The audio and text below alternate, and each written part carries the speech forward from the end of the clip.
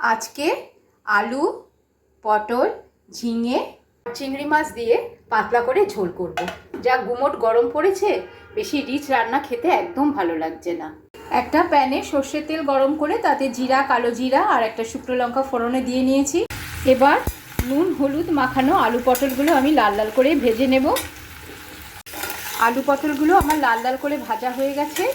এবার আমি ঝিঙে দিয়ে দেবো। এবার চিংড়ি মাছগুলো দিয়ে ভালো করে নাড়াচাড়া করে নেব। এবার এর মধ্যে টমেটো, লঙ্কা, ধনে জিরের গুঁড়ো আর সামান্য জ্যাগারি পাউডার দিয়ে নিয়েছি। দিয়ে ভালো করে মিশিয়ে নেব, নিয়ে এর মধ্যে জল ঢেলে দেব। এবার এর মধ্যে জল দিয়ে দিয়েছি। এবার একটা ঢাকনা দিয়ে এটাকে ভালো করে ঢেকে দিলাম। এবার ফুটতে দেব। আলু, পটল, ঝিঙে আর চিংড়ি মাছ দিয়ে আমার পাতলা ঝোল একদম রেডি হয়ে গেছে। তোমরাও এরকমভাবে বাড়িতে ট্রাই করতে পারো। হালকা পাতলা ঝোল এই গরমের জন্য খুবই ভালো।